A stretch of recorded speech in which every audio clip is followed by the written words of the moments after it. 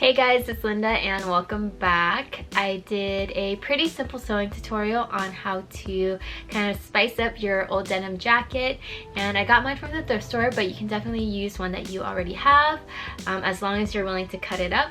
And then I got the rest of the supplies from Joann.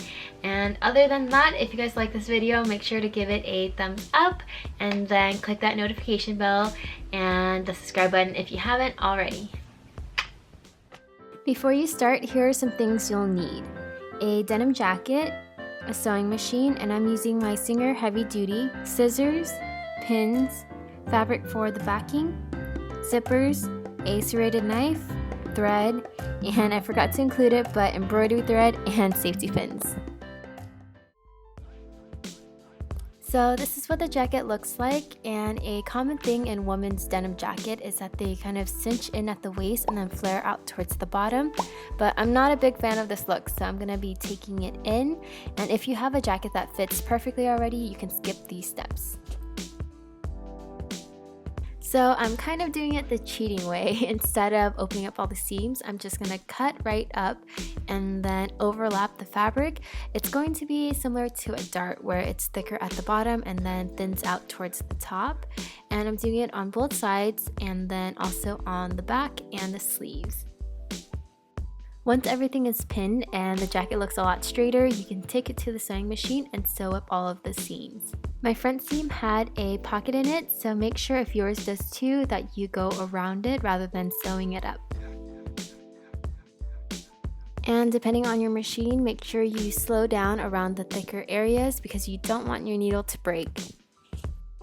Once you're happy with the fit, you can add on all of the back pieces, and I got the checkered print from Joann, but you can use any print or any fabric that you want.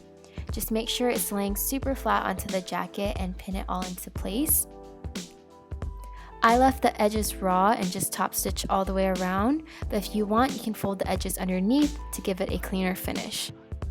For the zippers, I like to hold it in place with the pins at first, but I go in with a hand sewing needle so that I could baste the zippers on. And I prefer this because when I'm sewing, the basting stitch doesn't get in the way as much as the pins would.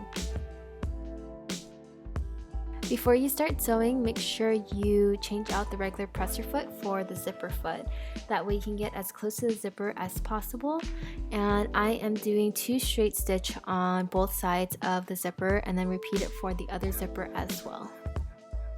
After it's all stitched up, you can remove the basting stitch and then unzip the zipper. After that, you want to cut up the denim piece underneath, and then now it actually works like a zipper would. And now to rough up the jacket a little bit, I'm using a serrated knife and just slicing it up. And I have a tutorial on how to distress denim, so make sure you check that out if you haven't seen it already. This is just one of the methods, but I find that this one's the fastest way to do it, so I always prefer it. But just please be careful with the knife in your hand. So I wasn't a huge fan of the pearly buttons on the jacket, but I couldn't find any other buttons at the craft store that I liked. So I ended up getting a packet of safety pins, and I love how edgy they make the jacket look.